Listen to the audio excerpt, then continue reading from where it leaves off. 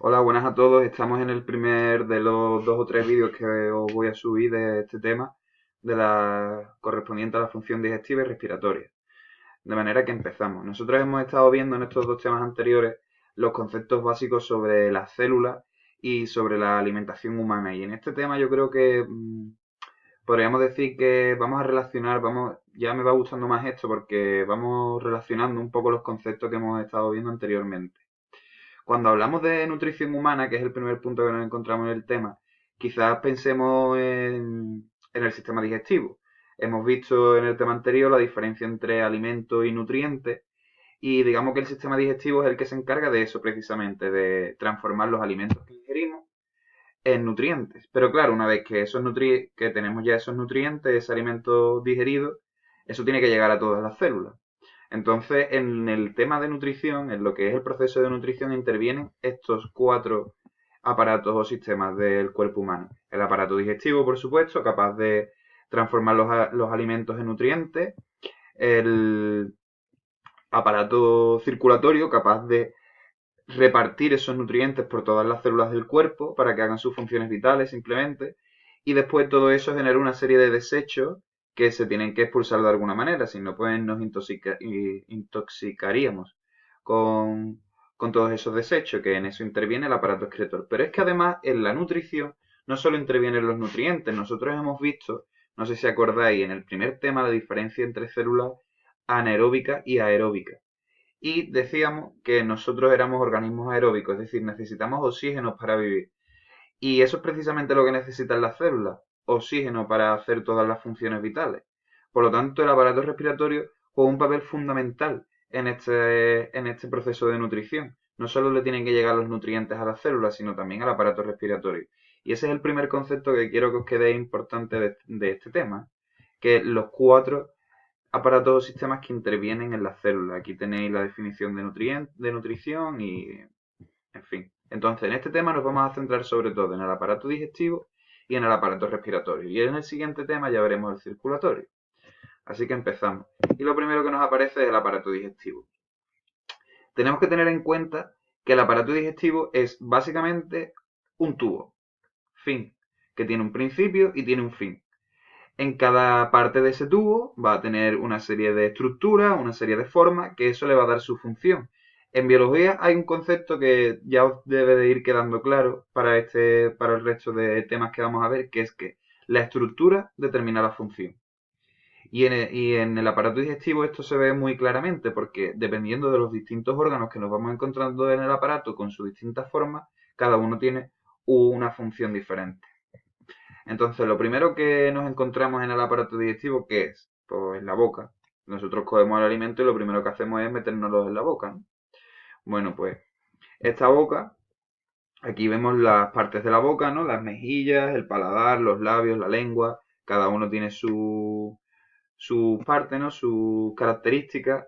Destacaros, por ejemplo, en la lengua la existencia de papilas gustativas que tenemos aquí, que es lo que nos permite distinguir los distintos sabores. De hecho, si ya os pondré en clase una foto de una lengua viendo las distintas papilas gustativas que tiene y vemos que tienen un patrón.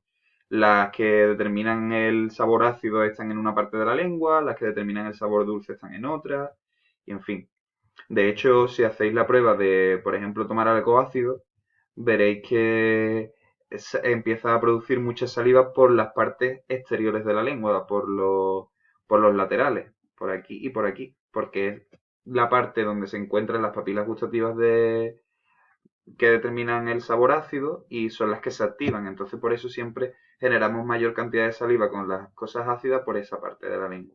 Los dientes, que eso lo sabréis más o menos de otros años y bueno, y de vuestra experiencia, ¿no? Que existen los dientes de leche, los dientes adultos, están los molares, que son las muelas de toda la vida del fondo, los premolares, los caninos, o los que también podrían ser, nosotros llamamos los colmillos, y los incisivos, que serían las paletas, ¿no? Del principio. Poco más que comentar de la boca. Y ya después seguiríamos para abajo en el tubo. Pero yo quiero destacar aquí, ya que no aparece todavía, que son las glándulas salivales, que también y juegan un papel fundamental en la boca, ya que el primer proceso de digestión de estos alimentos que ingerimos es la digestión mecánica, que es la que hacemos con los dientes y la mandíbula, y la digestión química, que es la que hacemos con la saliva. De hecho, hay personas que tienen la saliva mucho más fuerte que otras, y eso también puede generar una serie de enfermedades en los dientes. Y lo siguiente que encontramos en la boca sería la faringe. La faringe es un conducto muscular corto, como aquí dice, que es común tanto en el aparato digestivo como en el respiratorio. De hecho, es el motivo por el que a veces cuando decimos que se nos ha ido la comida por mal camino y hay veces que sale a lo mejor la leche por la nariz. Pues eso es porque están conectados estos dos sistemas, ¿no? Eh, una vez que termina la faringe, que ahora vamos a ver bien un dibujo de esto, empezaría el esófago. Y el esófago es simplemente un tubo que está rodeado de tejido muscular. Y este tejido muscular es importante porque hace un proceso de, no tanto de digestión mecánica, sino de pasar lo que es la bola de alimento, el bolo alimenticio, por toda la parte del esófago hasta llegar al estómago. Entonces, para evitar que se quede colapsado ese esófago, tiene estas paredes musculares que van haciendo unos movimientos así, digamos, se llaman movimientos peristálticos, que hace que la comida pues baje por ese tubo, por ese tubo. De hecho, fijarse que es un tubo relativamente largo, es un tubo de unos 25 centímetros. Y ese tubo desemboca en el estómago. Y aquí entramos en el primer órgano así un poquito más complicado del sistema digestivo. El estómago, ¿vale? Es un órgano, como os he dicho antes, la estructura determina la función, importantísimo que os quedéis con ese concepto. Es un órgano en forma de saco, como aquí veis, rodeado también de paredes musculares, de tejido muscular. Entonces, se comunica por el esófago a través del cardias, que es un conducto, digamos que es una válvula. ¿Por qué es una válvula? Porque actúa en forma de compuerta, deja pasar el alimento y baja, pero no deja que suba. De hecho, hay una enfermedad que se llama hernia de hiato, que uno de los motivos que es ese, que la válvula esta está mal, entonces deja que suba otra vez el alimento por el esófago y produce la regurgitación. Lo típico de tengo la comida aquí en la garganta. Pues eso es porque hay mucho reflujo, está yendo la comida de arriba para abajo, de arriba para abajo, ¿no? Como he dicho, se comunica el esófago con el estómago por el cardias y el final del estómago sería el píloro, que también sería otra compuerta de estas, ¿no? Sí, otra compuerta, otra estructura de esta para evitar que pase la comida de un lado para otro. Es muy importante el estómago y tiene una función también digestiva que tiene en común con la boca, porque también tiene una digestión mecánica, que sería estas paredes musculares que están continuamente amasando esa comida, ¿no? Ese alimento que nos hemos ingerido, pero además tiene una serie de glándulas gástricas que producen el mucus o jugo gástrico. Son palabras a lo mejor un poco enrevesadas, pero si lo pensáis no es tanto. Jugo del estómago, ¿no? Jugo gástrico.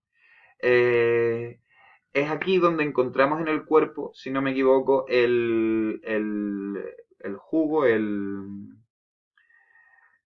sí, el líquido, por decirlo de alguna manera, más ácido, ¿vale?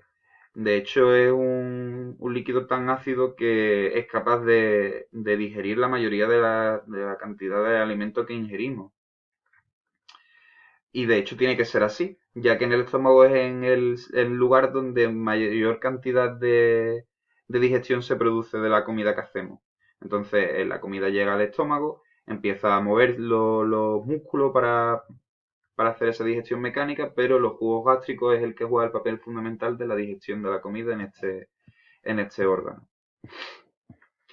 Una vez que terminamos con el estómago, la comida ha pasado por aquí, pasa por el píloro y conecta con el intestino delgado por el duodeno, que es digamos, la primera parte del intestino delgado, ¿de acuerdo? El intestino delgado es el órgano más largo del sistema digestivo y simplemente es un tubo muscular y epitelial. Recordemos los tejidos epiteliales y los tejidos musculares, ¿vale? Del tema anterior, que tiene tres partes. El duodeno, que es la primera parte, el yeyuno, que es, digamos, toda la parte del medio, y el íleon, que se conecta con intestino grueso. Una característica muy importante del intestino delgado es que presenta en ese tejido epitelial que recubre todo el intestino, presenta este tipo de células. Son células epiteliales, como veis, pero que tienen microvellosidades. Las microvellosidades simplemente es que la membrana de la célula, ¿vale? Del tejido epitelial, en vez de ser plana, tiene una serie de ondulaciones hacia arriba y hacia abajo, como unos pelitos. Y eso lo que facilita es la absorción de nutrientes, porque esta es la principal función del intestino delgado, ¿de acuerdo? Es la absorción de los nutrientes que se han generado de la digestión del estómago, ¿vale? Recapitulando un poquito, nosotros nos metemos alimento en la boca, producimos una digestión mecánica con los dientes y una digestión química con las glándulas salivales.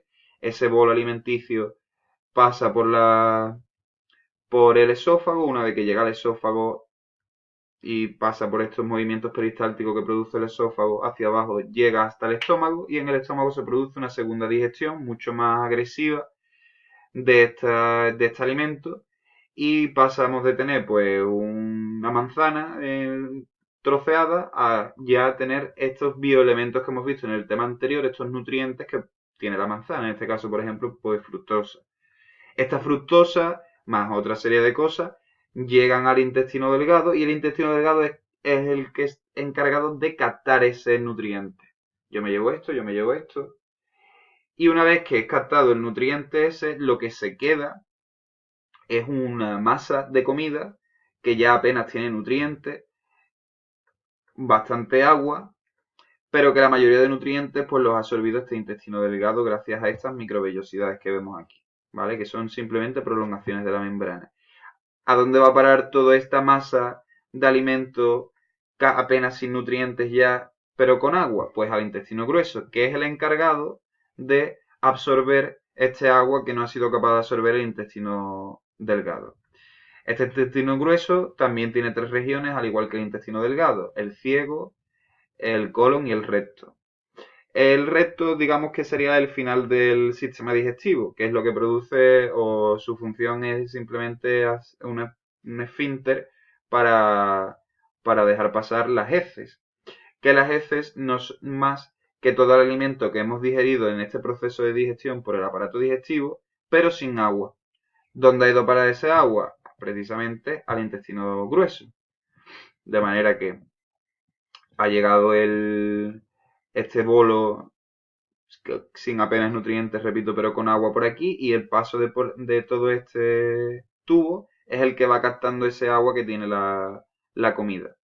Y una vez que ya se ha captado casi todo el agua, ya lo que queda pues son las heces que se tienen que eliminar de alguna manera por el resto. De hecho, este órgano sufre mucho en esta digestión, porque pensad que por aquí lo que pasa es ya casi la comida apenas sin agua, entonces un órgano que sufre muchísimo para trabajar. De hecho, uno de los cánceres más comunes en los hombres es el cáncer de colon, que es precisamente esto, que se produce aquí cáncer, ¿vale?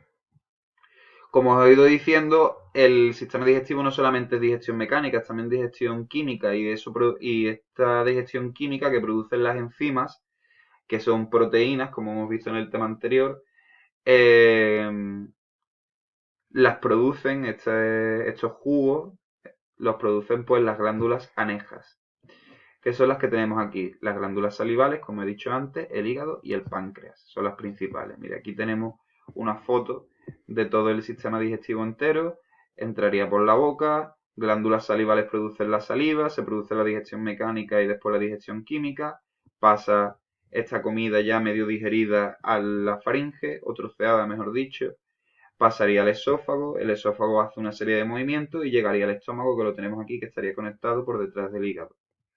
Este estómago, que tiene ya sus jugos gástricos, hace la digestión química más, más agresiva, y una vez que tenemos ya ese alimento convertido en nutrientes, pues pasaría por el sistema delgado, absorbe los nutrientes del sistema delgado y el sistema intestinal grueso absorbe el agua. Una vez que ya tenemos ese bolo sin agua, habría que expulsarlo por el ano. Este sería un poquito el sistema digestivo, digamos, estructural o fisiológicamente. Ya en el siguiente vídeo veremos la función de digestión. De modo que hasta el siguiente vídeo.